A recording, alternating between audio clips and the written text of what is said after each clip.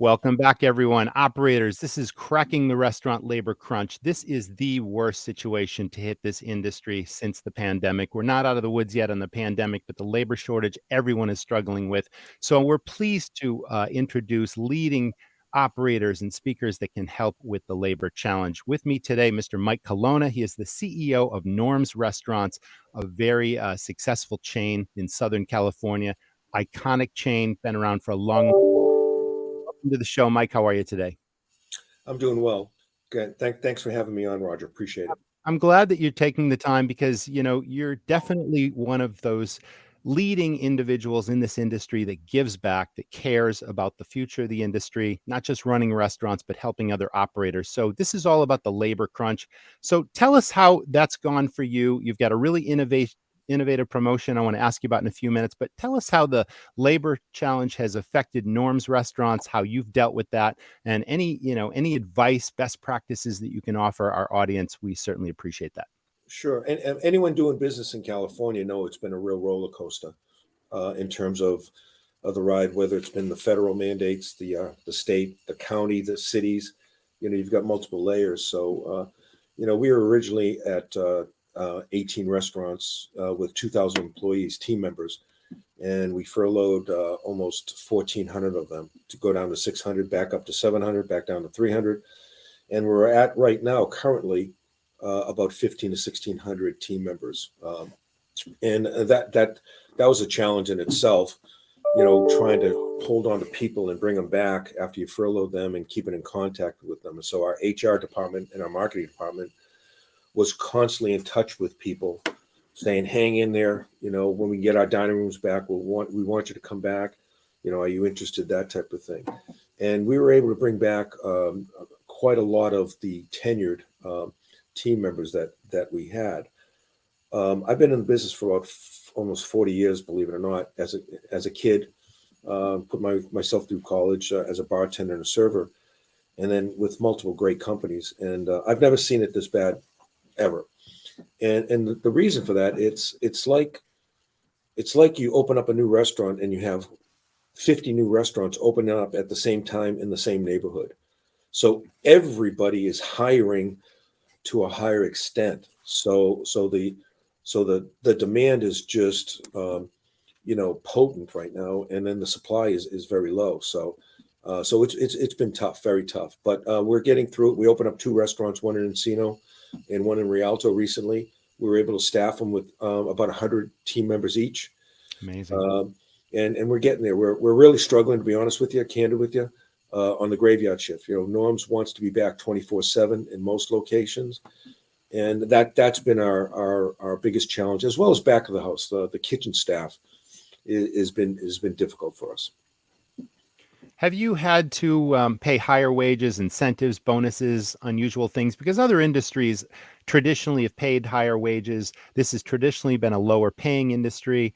We had the unemployment challenge with the extra federal money that kept a lot of people home, making more in some cases than they were working in the restaurants. I mean, all these challenges have affected this business. And now that we're getting people back, I mean, obviously it's not sustainable to continue to pay 18, 19, $20 an hour starting wages plus benefits, which other industries are paying. How are you coping with that?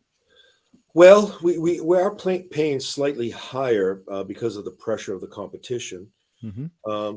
but we have to maintain our business model in terms of affordability and also our margins as we look in the future. So I think there's some companies that candidly are making mistakes by paying huge long-term incentives and bonuses and rates. And at some point when this settles down, they may be a little stuck in the mud.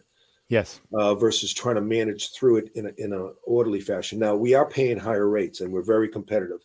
In California, there's no tip credit. So servers, bussers, cashiers, everybody makes $15 an hour minimum. Other states, you might make $4 or $5 because of the tip credit. So correct. I'm used to that in my state. Mm-hmm. Yeah, so it's not a bad starting wage, but especially in the kitchen pressures, we're very busy. So we need cooks, line cooks, and prep cooks that can handle high volume, and that takes a talent. So it has moved it up a little bit, but we're working on referral and retention. If you only work on one, referral is part of the recruitment process, but the retention is really paramount, because if you churn, we call it churn. If you Yes, right. churn through the same employees, like normally most restaurants have a staff of 30 solid people that have been there forever, for a long period of time, that are talented, that know what they're doing. And then you tend to churn the secondary staff as you try to build a larger, stable pool. So we're working on a recruiting bonus, a referral bonus, as well as we have a retention bonus for our existing team members, as well as the new team members. So it's really, we're trying to hit all levers. So if you work for Norms and you've been with us for a while, you hang in there with us. You make sure you do your job, and we'll reward you with pay. We have, I'll talk about other benefits in a second, but you'll get a referral bonus right around Christmas time to say thank you for staying with us. It's a one-time payout, and then we have that's a retention bonus. Then we have the referral bonus for, if they refer somebody, they can get a $500 stipend, but the team member has to last over 90 days. So that takes care of the existing employees.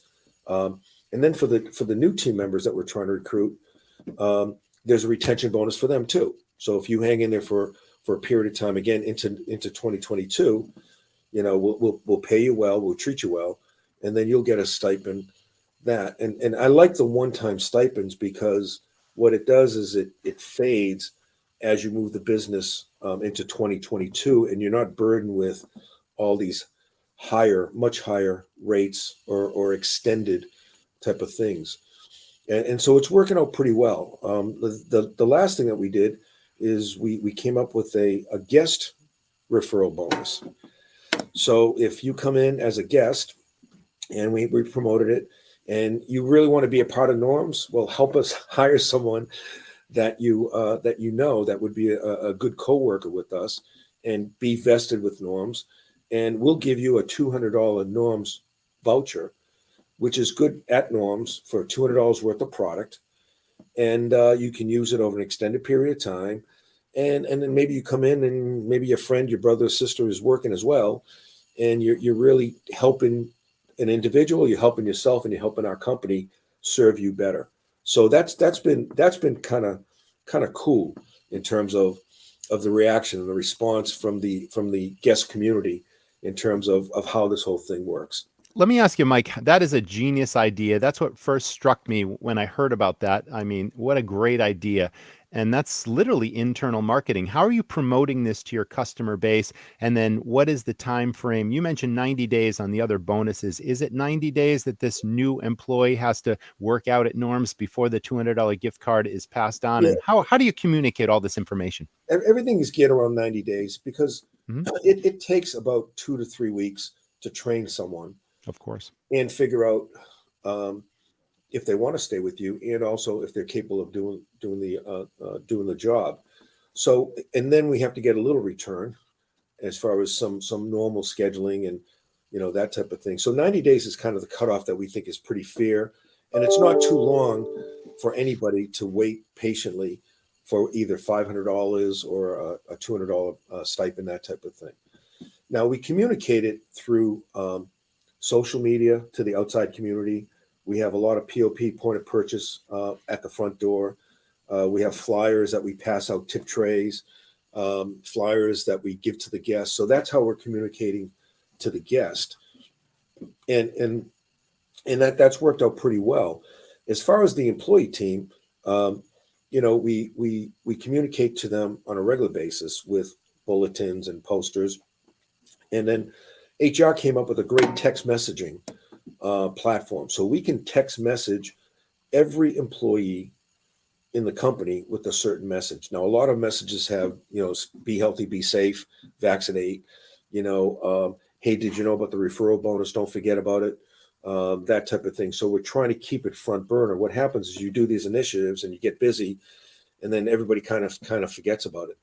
And I'll be honest with you, we run it like we own it. We call up restaurants incognito, And we say, hey, are you guys hiring? And do you have a referral bonus? And we kind of poll the team. And if a restaurant is lacking in the response that we'd like to do, we are obviously try to do some behavior modification and make them aware of it.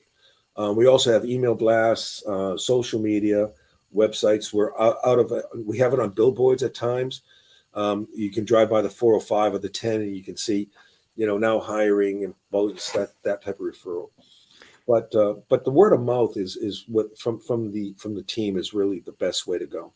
Fantastic. Now, you've had a strong company culture historically at Norms, and you really build a teamwork, sense and a sense of family amongst your staff as well. And it's all about keeping your good people happy, not just recruiting new people, but you got to keep the good people you have, satisfied, motivated, moving forward in the organization, feeling like their opinions count and valued. You're doing all those things, I'm sure. Well, we're not perfect. It's really run through the general managers. The general manager is the most important person in the company Mhm. because they control a multi-million-dollar property. They're in charge of the profitability. They're in charge of the people. They hire the people and also, unfortunately, sometimes terminate.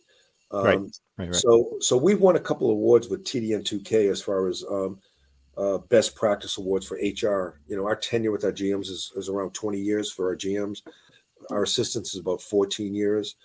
Um, so I think we do things well. But you have to offer 401k, health insurance, um, good pay. California, it's tough not to have a lot of these bells and whistles because sick pay, Of family course. leave are part of it. But then you have to add on to it. But the biggest thing is how you treat people. I tell a story. I worked for a company called Howard Johnson's when I was 14 years old. That was one of my favorite places growing up, and we went there often. So Oh my I'm God, very familiar with the success of Howard Johnson's, and yeah, yeah, I'm a that's Boston. iconic. I'm a Boston kid, and I wanted to buy Yeah, a set of drums, and I forged my working papers, and I became a cook. And yeah. me and my buddy, the singer in the band and the guitar player in the band, we all worked as cooks, and we worked. We were the weekend cooks, and we'd go in at 4 a.m. We had keys and open up the place, and I'll never forget this. Probably the worst day in the restaurant business I ever had was Mother's Day at Howard Johnson's. It was our first Mother's Day. And we get in, we have the prep list, we do the prep list made by the manager. I'll leave his name out of it. And by 10 o'clock in the morning, like the only thing we had was toast and sausages. We ran out of everything. Wow. People are crying, screaming. So he Wow. comes in the kitchen Yeah. and he yells at us because we were sitting there kind of goofy and kind of, what are you going to do? And he yelled at us and I'll never forget, he said, you better wise up because all you are is a social security number to me. Wow. Ooh, what a message that was. Yeah, yeah. So we worked the shift and we all flipped them our keys after that. And so my point is that we make mistakes, but we try to treat people fairly. You know, we talk about create your own destiny, which allows people to be motivated and become. We have probably 50% of our management staff started out as hourly cooks or servers. Then they become shift leaders, shift supervisors, and then they come into the management program. So we do like to hire outside a little bit because of the needs, Yes. but that's just part of what you have to do. If we make a mistake, we try to look into it. We have a policy that every person that we lose, separate, um, quits, whatever, we try to do an exit interview with them because we're saying what happened. Was it the pay? Was it the atmosphere? Was it too busy? Did you move? That type of thing. Because we don't look at percents. We look at people as casualties. If you lose a person, and you ask one of my managers, um, we call it a casualty. And I don't want to talk about 30%, 40%, 50%. I want to talk about number of people that we lost and why. So we're constantly trying to figure that out. Do you find that people are really honest in these exit interviews and they tell it like it really is, or they hold back sometimes? Does it vary from person to person? I think they're very honest in the exit interview because they don't. What do they have to lose by Nothing being at honest? that point. Yeah. Nothing at that point. Hmm. Maybe they might not be as candid if you walk in the restaurant and go, "Hey, how's it going?" You know, you might want to you might bite your tongue. Just Sure. for whatever reason. Right, right, right. But in the exit interview, they're pretty candid because there's no risk involved. Well, that's all valuable feedback and information that it just improves your operation. Right. Last question, Mike, really quickly. What advice? I mean, we've all been beaten up as operators over the past we're going on, nearly a year and a half or more, really, with all these challenges. And if a restaurant is still standing, they're still operating, they really have to dig deep. What's your best advice to keep them going? Rediscover the passion maybe that got them into this business and to get to the other side, with all the challenges that continue to hit us. Just don't give up.